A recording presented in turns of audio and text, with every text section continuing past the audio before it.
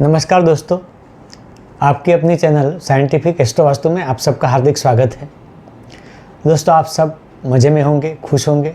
सबको राधे राधे, राम राम। आज वीडियो का जो विषय है वो कुछ थोड़ा सा जनरल भी है और थोड़ा सा हटके भी है। कई लोग ज्योतिष के पास जाते हैं क्योंकि उनको उनके प्रश्नों के उत्तर चाहिए होते हैं और उनके सुधार के लिए या उनकी जो तकलीफ़ें हैं या उनके जो प्रॉब्लम्स हैं उसके लिए उनको उपाय चाहिए होते हैं। और कुल एक ही शब्द में बोलूँ तो सक्सेस होना चाहिए। सबको लगता है कि मेरा सक्सेस सबसे ज़्यादा होना चाहिए, मैं बहुत आगे जाऊँ, बहुत तरक्की करूँ और उसके कारण मुझे बहुत पैसा मिले, धन मिले और मेरी ज़िंदगी खुशहाल हो, ऐशो आराम हो, धन दौलत से भरपूर हो। लेकिन ऐसा होता नहीं है। उपाय करते हैं फिर भी नहीं होता है, क्योंकि इसमें एक जो रूल है वो शायद ज्योतिष भूल जाते हैं या शायद मालूम ही नहीं होता। क्योंकि एक कॉर्नर रूल है। कॉर्नर जैसे आपको मालूम है कि एक तरफ पड़ा हुआ है जिसके ऊपर ज़्यादा किसी का लक्ष्य नहीं जाता, पर उतना ही इम्पोर्टेंट है। अगर ज्योतिष का अध्ययन संपूर्ण है तो ये हो सकता है। तो दोस्तों, जो उपाय करना है वो किस आधार पर करना है और सक्सेस आपका कहाँ से ढूंढना है, आपकी सक्सेस स्टोरी कहाँ से शुरू होती है, वह पॉइंट मैं आज इस वीडियो में बताने जा रहा हूँ। आशा करता हूँ ये वीडियो आप पूरा देखेंगे, लाइक करेंगे, शेयर करेंगे और अगर आप पहली बार हमारे चैनल पर आए तो इसको सब्सक्राइब ज़रूर करेंगे और बेल आइकन को दबाना तो न भूलें।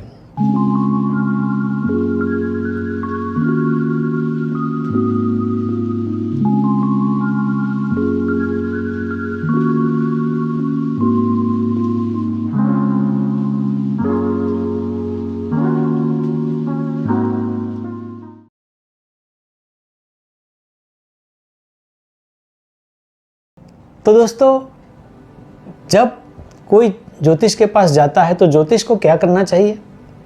जब वह उसकी कुंडली देखता है तो सारे लोग लग्न देखते, लग्नेश देखते, चंद्र देखते, चंद्रेश देखते हैं, सारे भाव देखते हैं, ग्रह देखते हैं, उनकी दृष्टियां देखते हैं, सब कुछ देखते हैं और उसके ऊपर से कोई निर्णय लेते हैं और आपको कुछ उपाय बताते हैं। अब सवाल ये है कि ज्योतिष की कुंडली का जो मूलभूत सिद्धांत है वह शायद हमें न तो याद है या तो मालूम ही नहीं है। तो मैं आप सबको यह एक क्लू पॉइंट बता देता हूँ ताकि आपका प्रिडिक्शन हमेशा सही हो। दोस्तों, एक सिद्धांत है, लग्नेश यानी कि लग्न स्थान का स्वामी, यानी कि कुंडली में जो पहला स्थान होता है ऊपर का, टॉप का, उसका जो अधिपति है वह ग्रह कुंडली में जहां कहां भी बैठा है सक्सेस का रास्ता उस स्थान से शुरू होता है। जैसे आप सब जानते हैं कि लग्न स्थान है जो अतिशय महत्व का है और 50% पावर उसी का चलता है। बाकी के 11 स्थान सीधे या परोक्ष लग्न स्थान से जुड़े हुए होते हैं।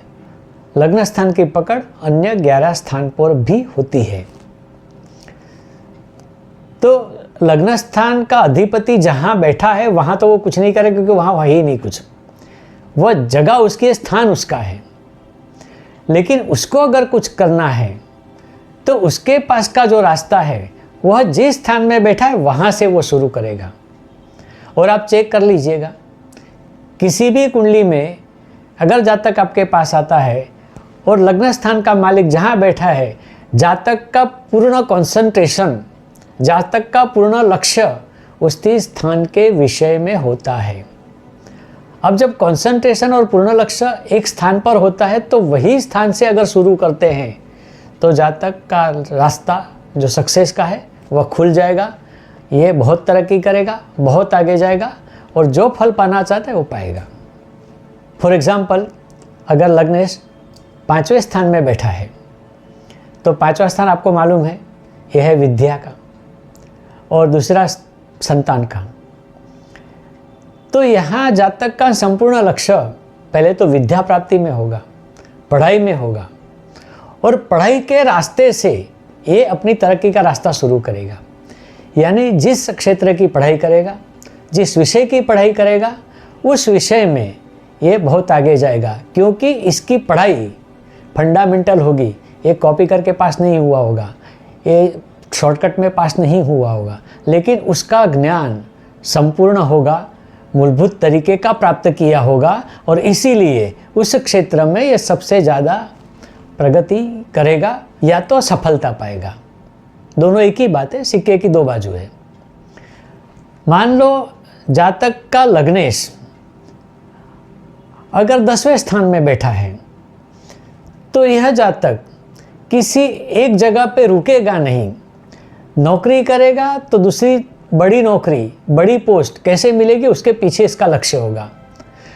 व्यवसाय करता होगा तो व्यवसाय का दायरा कैसे बढ़ेगा, व्यवसाय कैसे मैं बढ़ाऊं, पूरा कंसंट्रेशन इसी बात पर होगा और ये सक्सेस हो जाएगा। और एक एग्जांपल देता हूं कि लग्नेश अगर तीसरे स्थान में बैठा है, तो आप जानते हैं कि तीसरा स्थान संघर्ष और पराक्रम का है। तो यहाँ जातक अपनी पूरी शक्ति संघर्ष और पराक्रम में लगा देगा। जो पाना चाहता है उसे किसी भी हालत में जिद्द से वो पाएगा, और पाने के बाद उसमें इतनी मेहनत करेगा कि सफलता अपने आप उसको मिलेगी।